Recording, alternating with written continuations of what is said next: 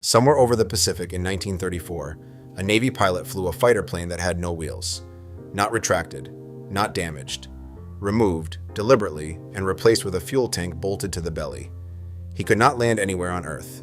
That was the point. In the space the landing gear used to occupy, the Navy had bought him extra range, and range was the entire reason he existed. Fewer than 10 of these aircraft were ever built. 4 of them are still on the seabed off California, wheels absent, exactly where they were parked. Deleting the wheels made the airplane better. It also killed it. The aircraft was the Curtiss F9C Sparrowhawk, and if you saw one today parked next to almost anything else from the 1930s, you would assume it was a toy. It is small, genuinely small, a little over 20 feet long, with a wingspan around 25 feet, which puts it well under the size of the fighters most air forces were flying at the time. A biplane, 2 sets of wings stacked with struts and wires between them, a radial engine up front, an open cockpit. Standard looking, at a glance. Old-fashioned even for 1931. Then you notice the thing sticking up above the top wing. It is a hook, a steel sky hook, mounted on a pylon above the pilot's head, pointing up and forward. Nothing else in the American inventory had one. It is not for arresting wires. It is not for catapults. It is for catching a bar suspended underneath a moving airship. 785 feet of it, and hanging there while a crew winches you up inside. Once you understand that, the missing wheels stop being strange and start being obvious. If the only place you ever come to rest is a trapeze hanging out of a flying hangar, why are you carrying landing gear? Wheels are weight, wheels are drag. They sit in the airstream doing nothing except slowing you down, on every single flight, forever, for a capability you are never going to use. So the Navy took them off. That decision is where the whole story lives, and it is going to look extremely clever for about the next 20 minutes. The Sparrowhawk was not conceived for any of this. In 1930, the Navy issued a requirement for a small carrier fighter, and Curtiss submitted the XF9C-1. It first flew in February 1931, and it lost. The Navy looked at it and was not impressed enough to buy it as a fighter, which is worth sitting with, because the airplane that would go on to do something no other aircraft in the world could do was, in its intended role, a reject. What saved it was a measurement. The Navy was building 2 enormous rigid airships, the Akron and the Macon, and both had something no aircraft carrier has: an internal hangar, about 60 feet long, cut into the belly of the hull, with a T-shaped opening in the bottom. The airships were designed to carry their own aircraft inside them, which meant the Navy needed aircraft that would physically fit through that opening and sit on rails inside that compartment. Most fighters would not. The Sparrowhawk would. That is how a losing design became an operational aircraft. Not because it outflew anything, because it was the right shape. Now, why did anyone want fighters inside an airship in the first place? This is the part people assume is a stunt, and it is not. The Navy expected its next big war to be fought across the Pacific, and the Pacific in the early 1930s was effectively blank. No radar, no satellites. If you wanted to know where an enemy fleet was, you had to send something to look, and the ocean is unimaginably large. A cruiser sees a few miles from its mast. A float plane launched off a cruiser sees further, but has to come back and land on the water, and its range is limited. An airship solves that beautifully. It flies for days without landing, sees an enormous circle of ocean at once, and carries radio strong enough to reach the fleet from hundreds of miles away. It also has one catastrophic weakness. It is the most visible object that has ever flown. Send it forward to find the enemy, and the enemy finds it first, from a very long way off, and then it is a slow, gas-filled target with nowhere to hide. The fix is genuinely elegant. Stop using the airship as the scout. Use it as the base. The airship sits far back, out of sight, and throws small, fast aircraft out in a fan across hundreds of miles of water. They do the looking. They come back, hook on, get pulled inside, refuel, and go out again. The big vulnerable thing never goes near the danger. The small, hard-to-see things do all the exposure. That is the Sparrowhawk's job. It is not a fighter in any meaningful sense. It is the airship's eyes. And it worked. That is the part that surprises people who assume this must have been a doomed novelty. The trapeze technique was not invented for these ships. The British hung a Sopwith Camel under an airship and dropped it in 1918. The US Army experimented in the mid-1920s. And in 1929, from the older airship Los Angeles, a Navy lieutenant flew a Vought biplane up to a trapeze, hooked on, hung there, and released again. The principle was proven before the Akron's frame was even finished. What the Sparrowhawk pilots did was turn a demonstration into a routine. Think about what the maneuver actually requires. You are flying a biplane at roughly the same speed as an airship. Underneath it, in its wake, where the air is disturbed, you have to climb into a steel bar and drive a hook into it precisely enough to latch, while both objects are moving. Miss and you try again. Hit it wrong and you damage the aircraft or the trapeze. Pilots learned it. Then they got good at it. Then they got casual. They practiced it in poor visibility. Squadron pilots from the unit that flew them, heavier than air unit aboard the airships, treated hooking on the way carrier pilots treat a deck landing, which is to say, as a difficult thing you simply do several times a day. Their squadron insignia was a circus performer swinging on a trapeze. That tells you everything about how they saw the job. So the hard part, the part that looks impossible in photographs, was solved early and stayed solved. Hold on to that, because when this program dies, nobody is going to be able to blame the hook.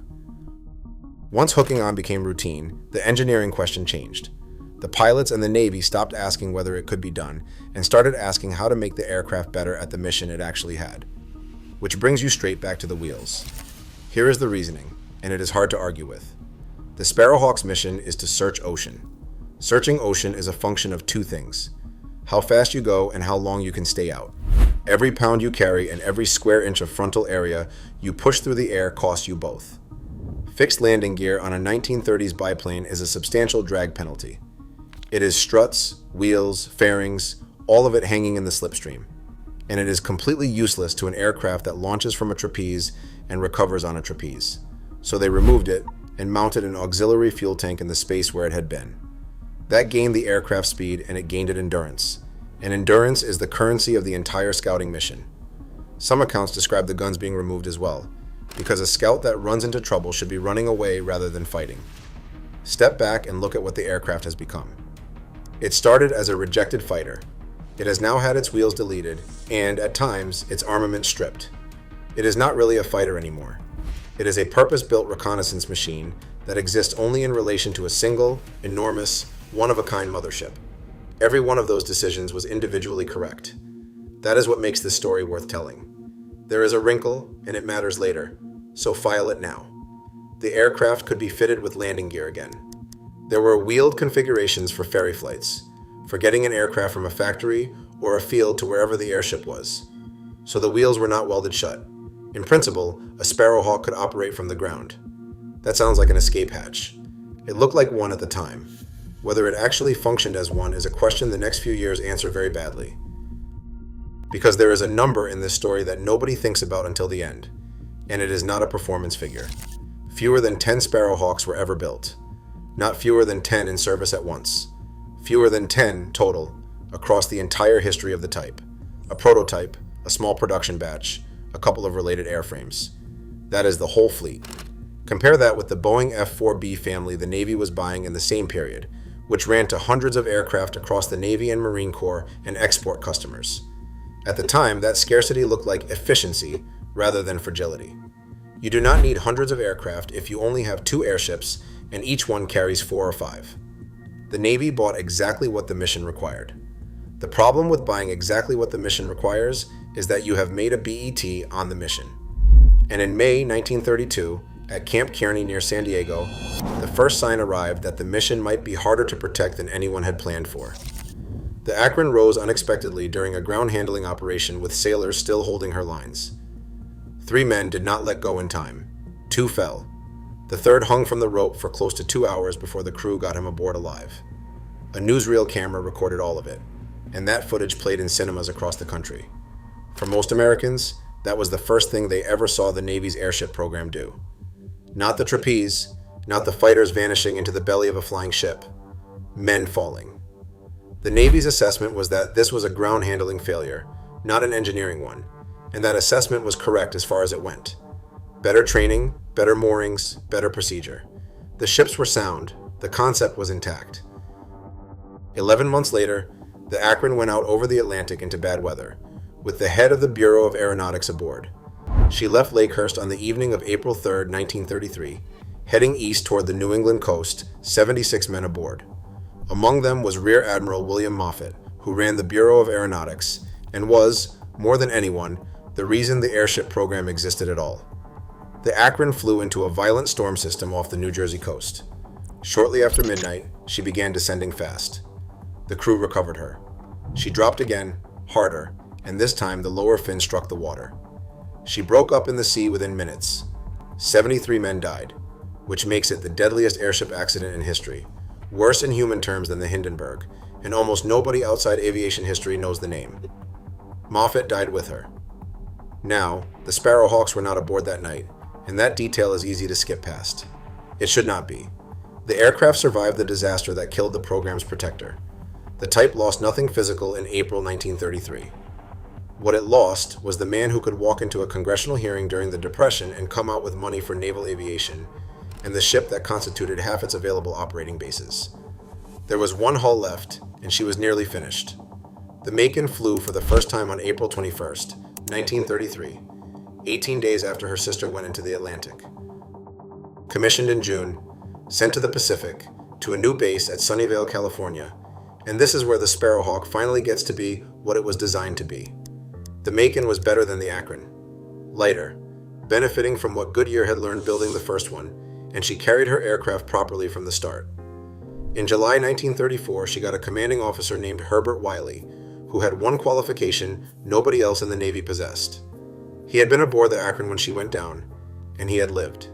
Under Wiley, the flying aircraft carrier stopped being a demonstration and started being an instrument. In July 1934, President Franklin Roosevelt was crossing the Pacific aboard the heavy cruiser USS Houston. The Macon went looking for him. No radar, no position report she was entitled to rely on. A single cruiser on an ocean that size is a very small object indeed. She launched her Sparrowhawks and spread them out across the water. They found the Houston. Then, because the crew had a sense of theater, they parachuted the president's mail onto the cruiser's deck, packed in bundles with the day's magazines. Look at what that actually proves. Not that an airship can fly. Not that a hook can catch a bar. It proves that a small number of wheelless biplanes, operating from a mobile base hundreds of miles from the target, could locate a specific ship in open ocean with nothing but eyes and radios. That is the mission. That is the whole argument, executed against a live, moving, uncooperative target. Roosevelt was, by contemporary accounts, delighted. The Navy's senior leadership was not. The demonstration had been carried out without authorization on an operation the service considered sensitive, and what came back down the chain was a reprimand rather than congratulation. The single most convincing thing the Sparrowhawks ever did was read in Washington as a publicity stunt by a crew showing off. That sounds like a victory. It wasn't. And it points at a problem that had been growing underneath the aircraft the whole time, one that has nothing to do with wheels or hooks or engineering. Everyone agreed the airship could see. Nobody had agreed what she was for.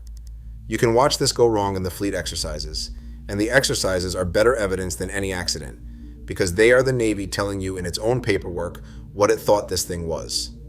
Repeatedly, the Macon was assigned to war games. Repeatedly, umpires ruled her destroyed. Not because she was fragile, because of how she was being used.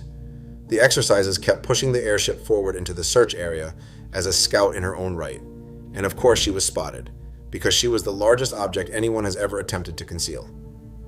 Officers wrote reports noting that the airship was extraordinarily vulnerable under combat conditions, which was true, and which entirely missed the point, because the vulnerability of the airship was the precise problem the Sparrowhawks existed to solve.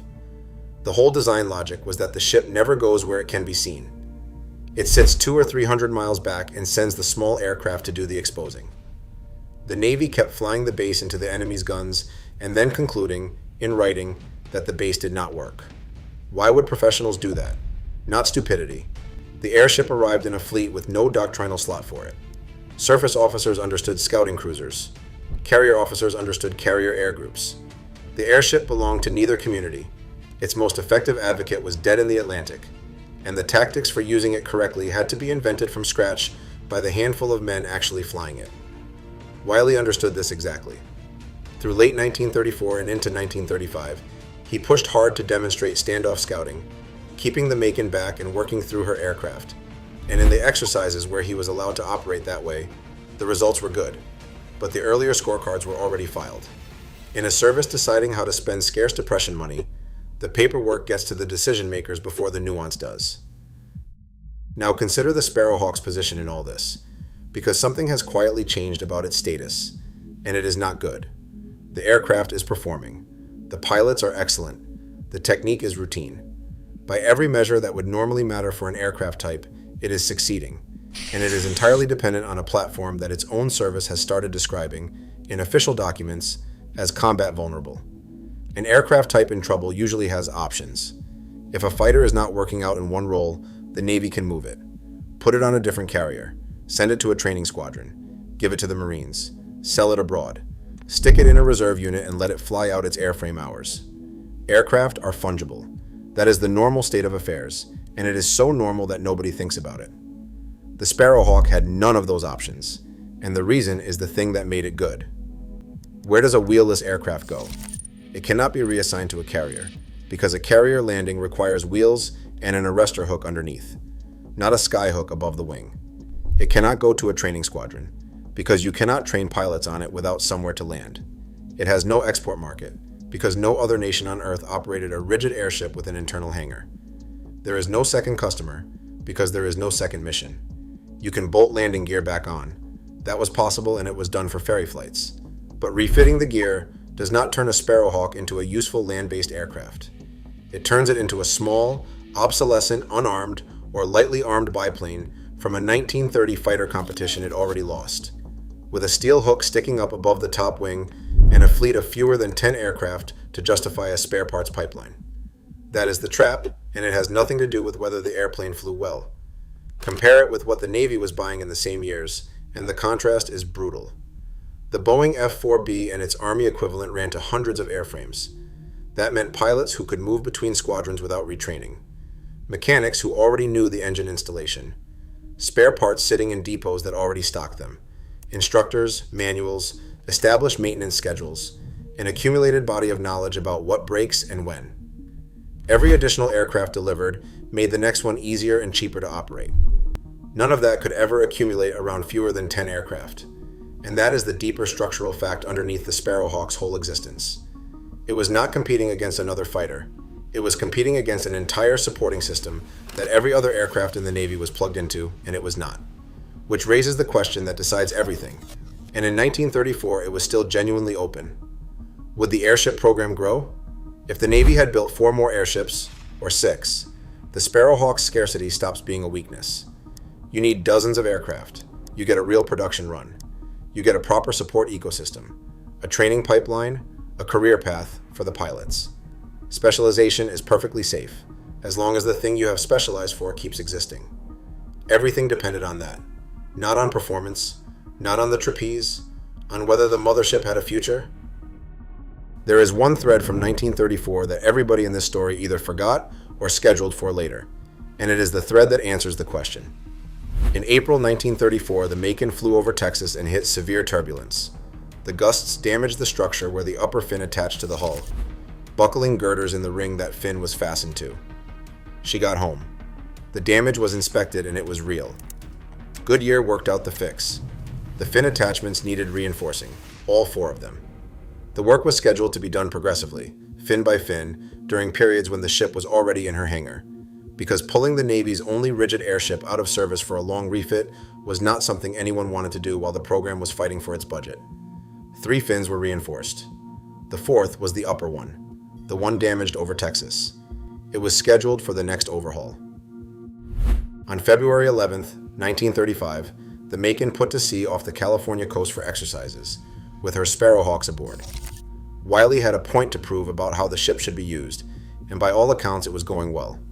She was heading home up the coast in the early hours of the 12th, off Point Sur, when she flew into a storm. The gust caught her from the side at about 5:15 in the morning. It was not exceptional weather. It was the sort of thing an airship working that coastline could expect to meet several times a year, and the Macon had flown through worse. The upper fin failed. It tore away from the hull, and as it went, it ripped open the gas cells behind it. 3 of them began venting helium. The ship went heavy at the stern and started settling by the tail. What the crew did next was correct, and it was also fatal. To stop the descent, they dumped ballast hard. The stern came up. So did everything else, and the Macon began to climb, past 3,000 feet, past 4,000, up to roughly 4,900. That number matters, Because it was well above her pressure height, the altitude at which the helium inside expands enough that the cells must vent it overboard or burst. She was already leaking from 3 ruptured cells. Now the rest were automatically dumping gas because of how high she was. She emptied herself into the sky above Point Sur, and there was no getting it back. She came down slowly over about 20 minutes and settled onto the Pacific. Wiley had life jackets aboard and rafts and a drilled crew, because he had been in the water off New Jersey 2 years earlier and had not forgotten it.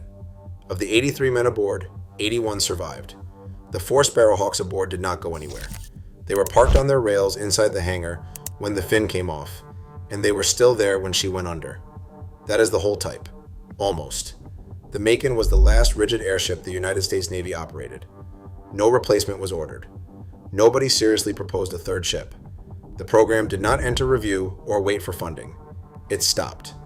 And with it, instantly, went the only place on Earth a Sparrowhawk could operate. Not the only place it could fly. The only place it could work. There is a difference, and it is the entire point. So take the explanations in order, because several of them sound right, and most are incomplete.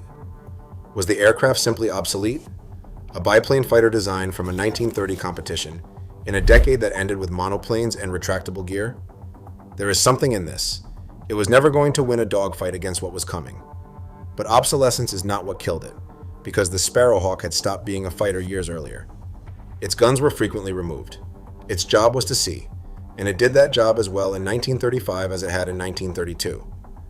Obsolete fighters get reassigned to training and second-line duties all the time. That option was closed to this aircraft for a different reason. Was it just a crash? Bad luck? A storm? A fin? This is the intuitive answer, and it is the one most people stop at. But the fin failure was not an act of God. It was a documented, understood weakness with an engineering fix already designed, 3/4 implemented, and the 4th fin waiting for a hangar period that never came. That is a repair that lost a race, not an unsolvable problem. Had the Macon survived to her next overhaul, the aircraft would have kept flying. Was it the loss of Moffett? Closer, and genuinely important, because without him the program had no advocate who could win arguments in Washington. But institutions keep funding things they believe in after the champion dies. Moffett's death did not destroy the airship's support. It revealed how thin that support already was. Was it money?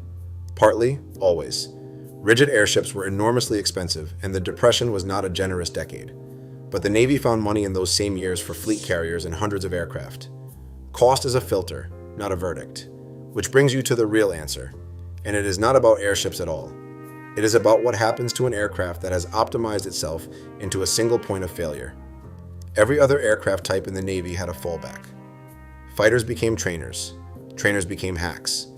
Obsolete airframes went to reserve squadrons, or the Marines, or overseas buyers, or were stripped for parts to keep other examples flying. That is not sentimentality. It is how military aviation actually works. An aircraft type has a long tail of diminishing usefulness that keeps it alive for years after its frontline career ends. And that tail exists because most aircraft can do more than one thing in more than one place. The Sparrowhawk had no tail at all. It had one mission, one base type, one hangar, one trapeze, and when the trapeze went into the ocean, the type did not decline. It ended on a specific morning in about 20 minutes. And the reason it had no fallback is the wheels. Not because taking them off was stupid. It genuinely made the aircraft better at its job. And the men who did it were right about the aerodynamics. The problem is what the deletion signified. Landing gear is not just a way of touching the ground. It is an aircraft's compatibility with every airfield, every squadron, every training command, every foreign buyer, and every future role that has not been invented yet. Wheels are optionality. Deleting them converted a mediocre general-purpose fighter into an outstanding special-purpose scout that could exist in exactly one context. You can bolt the gear back on. That was possible, and it was done for ferry flights. But it does not restore the option, because by then there is nothing to bolt it back on for. What you have is a handful of small biplanes, from a design that lost its own fighter competition, with a hook above the wing, no production line worth restarting, and fewer than 10 airframes total, which is not enough to justify a spare parts pipeline or a training syllabus or a maintenance manual anybody will bother to keep updating. That scarcity is the second half of the answer, and at the time it looked like prudence. The Navy bought exactly what the mission required, and no more. 2 airships, 4 or 5 aircraft each, a small reserve. Efficient. Except a fleet of 10 is not a fleet. It is a collection. Nothing accumulates around 10 aircraft. No depot stocks parts for them speculatively. No pool of mechanics develops who have seen every failure mode. No second squadron exists to absorb the survivors. Every additional Catalina the Navy would buy in the coming years made the next Catalina cheaper and easier to operate, because that is what scale does. Fewer than 10 Sparrowhawks made the 11th Sparrowhawk no easier at all, and that is why the war game verdicts mattered so much more than they should have. If you have 400 flying boats, an umpire ruling one destroyed is a data point. If you have one airship carrying every operational aircraft of a type, an umpire ruling it destroyed is a strategic conclusion about the entire concept. There is a claim, made at the time and repeated since, that the airship program was strangled by an establishment that never wanted it. There is real material behind it. The reprimand after the Houston intercept happened. The doctrinal misuse in exercises is documented, and it was genuinely unfair. And Wiley and his officers spent their last year fighting an institution that kept flying their base into the guns and then writing down that the base was vulnerable. But you do not need suppression to explain this, and reaching for it makes the history smaller. Nobody had to kill the Sparrowhawk. It was an aircraft with one customer, one base, one mission, and no second life, competing against types that had all of those things in quantity. So separate what worked from what failed, because they are not the same, and this is where it clicks. The hook worked. The trapeze worked. Airborne launch and recovery was a solved problem in 1934. Solved so thoroughly that pilots got bored of it and started practicing in bad visibility. The scouting concept worked, and it was proven against a live target in open ocean. The wheelless configuration worked and delivered exactly the range and speed it promised. What failed was the decision to make an aircraft that could only exist in one place. Not the engineering of that decision, the strategic exposure of it. Which is why the idea did not die with the airframe. It went looking for a platform that would outlive it.